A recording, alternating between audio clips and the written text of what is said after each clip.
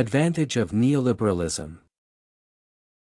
Neoliberalism is a relatively new model of policy in the sphere of economics and social studies that implies the shift of control over environmental factors from the public to the private sector. The key difference between liberal and neoliberal economic policies lies in that liberals advocate for freeing the economy by minimizing the restrictions that prevent it from thriving, while neoliberals prescribe to the laissez-faire view of the economic development.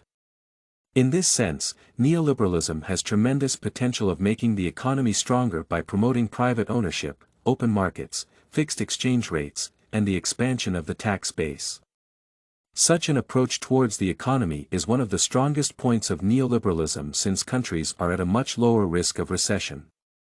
The elimination of trade barriers also allows companies and producers to sell their goods to a wider variety of countries or companies and in high volumes, which subsequently leads to their prosperity, as well as the prosperity of the global economies that engage in free trade.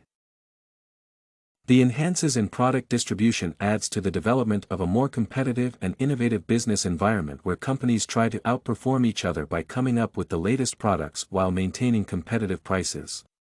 This, in turn, significantly benefits consumers that want to receive products that are affordable and high quality. The internationalized economies created with the help of free trade also contribute to the development and creation of new commodities and innovations that have never been seen on the market, thus increasing the speed of economic and innovational progress. Moreover, neoliberals often claim that unified economies have a homogenizing effect on society and can contribute to the distribution of wealth from the upper to the lower classes. The economic benefits of neoliberalism are not as evident to many, even though they exist and work to their full potential. According to the article by Harry Reardon, neoliberal states such as California, Washington, and Massachusetts are on the top of the list of the most highly performing and economically healthy states in the country. While many criticize the policies of high taxation implemented in California, the result was astonishing. The state's GDP increased to reach $2.3 trillion, which is higher than the GDP of Brazil of $2.3 trillion. At the same time, Washington is thriving, with Amazon on its way to becoming one of the most influential states in the country. Thus, the neoliberal policies implemented by the state's legislative bodies can enhance the potential and lead to great economic success if implemented correctly. Disadvantage of neoliberalism.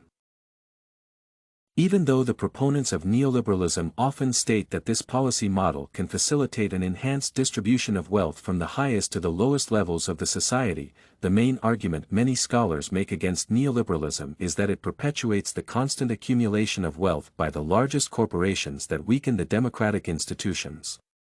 This, in turn, contributes to the uneven distribution of wealth resources within both developed and underdeveloped societies, causing the increase of the income gap between the highest and the lowest earning members of the society.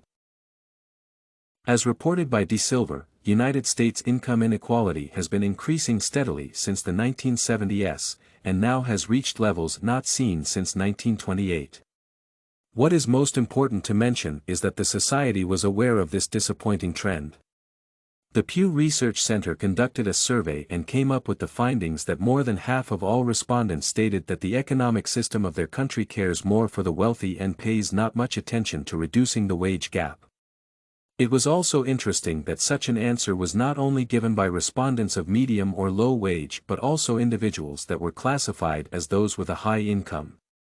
Nevertheless, large companies are concerned with acquiring profit by saving costs on the workforce. Therefore, the uneven distribution of wealth is the main contributor to inequality, which is a principle advocated by liberalism, the predecessor of neoliberalism. The neoliberal perspective on the development of the economy is rooted in centrist opinions that disregard the values of private property. Thus, even though liberalism was initially a movement for absolute social and economic freedom, neoliberalism took a 360 turn and rejected the ideas of social freedom through enforcing somewhat totalitarian regulations that favor the development of those components of the economy that are already large enough to be profitable and competitive. The unequal distribution of monetary resources also facilitates the development of market monopolies that prevent smaller businesses from thriving. Average companies cannot afford to invest in teams of finance specialists that will help them make appropriate decisions on unstable markets, nor can they compete with gigantic corporations that manage to monopolize their markets through deregulation and tax cuts.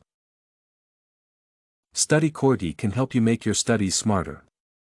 Visit studycorgi.com for more samples like this, study tips, and writing tools.